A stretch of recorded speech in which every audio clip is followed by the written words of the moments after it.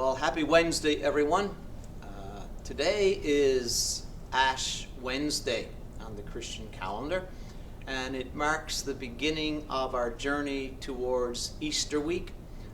It's approximately 40 days, and today is known as Ash Wednesday, where many people have a mark on their forehead, sign of the cross, done with ashes, to remind us that we are entering a time of reflection and a time of mourning as we consider the sacrifice that Jesus made for us all. The Salvation Army historically celebrates this season with a different name. It was called self-denial at one time, with the concept being that we would deny ourselves some particular treat or some particular item that we would normally have, and we take the value of that particular item and put it in the self-denial fund.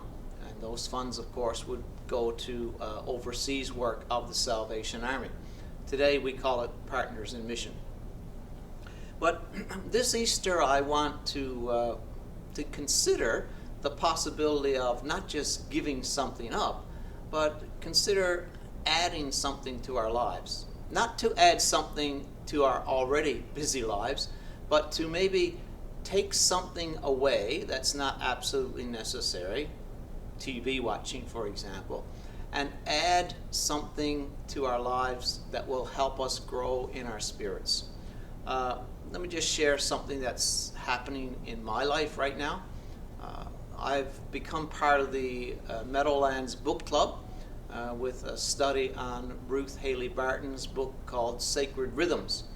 It's a book I read a number of years ago, maybe 5 or 6 years ago, that I found very helpful on my journey, and I thought I'd read it again. And surprisingly enough, even in the introduction, I've been struck by a phrase that Ruth shares with us to consider our heart's desire, to consider our heart's longing. And so many times we in the Salvation Army are so busy going around doing things for others that we don't often stop to consider what our heart desires or what our longing is. So as I reflected on that for about a day or so, I began to think that the desires of my heart, one of the longings that I have, is a sense of freedom. I know we live in a free country, but to have this sense of freedom to pursue God, not to have this sense of being constrained or trapped in some particular position or job, that I can experience freedom in Christ regardless of the responsibilities I may have or regardless of how full my calendar may seem.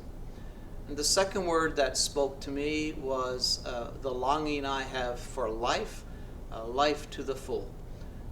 It reminds me of the verse that was so important to me when I first came to a relationship with God through Jesus, and that's in John 14:6, when Jesus said, "I am the way, the truth, and the life." So this Easter, let's consider adding something that will enrich our lives, allow us to deepen our relationship with God, and assist us on our journey of becoming the person God desires us to be. So, thanks so much. Have a great Easter.